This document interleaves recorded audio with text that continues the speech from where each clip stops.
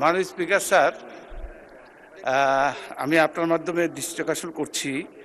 আজকে প্রত্যেকটা পত্রিকায় লিড নিউজ, মানবজমিন, প্রথম আলো থেকে শুরু করে প্রত্যেকটা পত্রিকায় ইলিয়াস আলী গুম নিয়ে বিস্ফোরক তথ্য।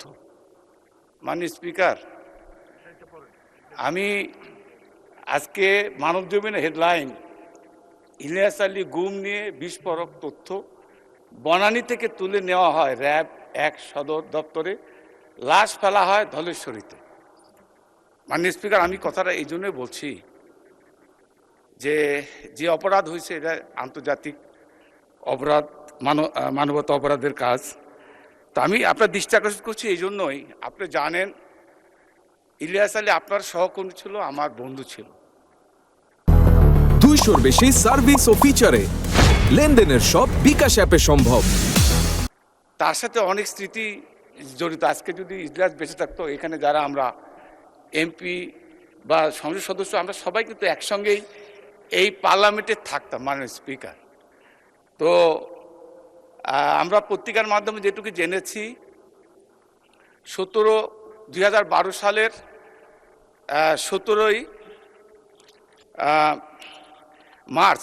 মার্চ থেকে 20 মার্চের মধ্যে ইলিয়াসকে হত্যা করা হয়েছে। হত্যা করে তাকে এই ধলেশ্বরী নদীতে ফেলে দেওয়া হয়েছে।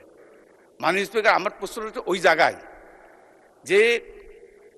যে কত মানুষ নিষ্ঠুর হলে এই কাজটা করতে পারে। আমার মনে হয় পৃথিবীর সমস্ত ইতিহাস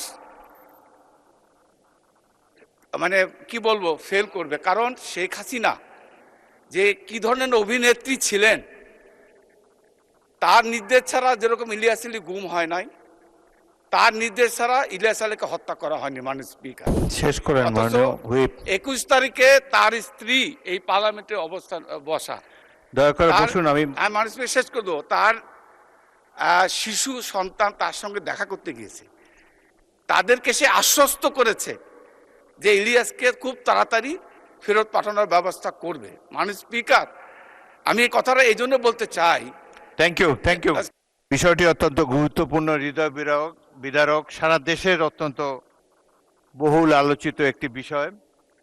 জনাব ইলিয়াস আলীর সহধর্মিণী মাননীয় সংসদ সদস্য, তিনি এখানে উপস্থিত রয়েছেন। তিনিও বিষয়টি সংসদে একবার উত্থাপন করেছেন। আমি তাহসিনা রশদির কে মাননীয় সদস্যকে অনুরোধ জানাবো, আপনি যদি এই ব্যাপারে কোনো পদক্ষেপ নিতে চান, আপনি স্বরাষ্ট্রমন্ত্রীর কাছে একটি লিখিত নোটিশ দিতে পারেন। তাছাড়া এই ধরনের একটা গুরুত্বপূর্ণ বিষয়ের ফয়সলা করার জন্য আন্তর্জাতিক তহবিল ইতিমধ্যে সিমিলার কতগুলো ঘটনায় তারা ব্যবস্থা নিচ্ছে। এবং ইলিয়াস আলী আমাদের অত্যন্ত প্রিয় স্বজন, এই দেশের একজন অত্যন্ত উঠতি জনপ্রিয় রাজনৈতিক নেতা ছিলেন।